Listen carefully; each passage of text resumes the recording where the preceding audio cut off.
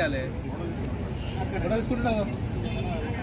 మందిని పిలిచిండు పోచా మా వాడు 20 మందిని కూడా ఇది మళ్ళీ అదే ఏరియా వాళ్ళంతా ఫోన్ల వరకు రికవరీ చేయడం జరిగింది. 205 మొబైల్ ఫోన్లు రికవర్ చేయడం జరిగింది. తర్వాత సిసిఎస్ శంషాబాద్కి సంబంధించి సత్యనారాయణ రెడ్డి ఏఎస్ఐ గారు, తర్వాత రాములు అనే హెడ్ కానిస్టేబుల్, వరలక్ష్మి అనే WPC వీళ్ళు కూడా దాదాపు 185 ఫోన్లు రికవరీ చేయడం జరిగింది.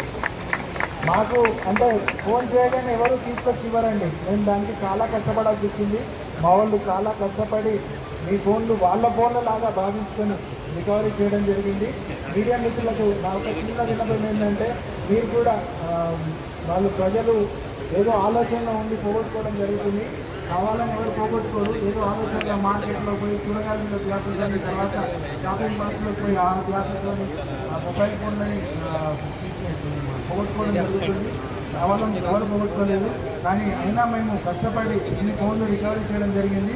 ఈ ప్రోగ్రెస్ అనేది కంటిన్యూ చేస్తామని చెప్పేసి మా డీజీపీ గారికి హామీ ఇస్తూ, తర్వాత ఇక్కడ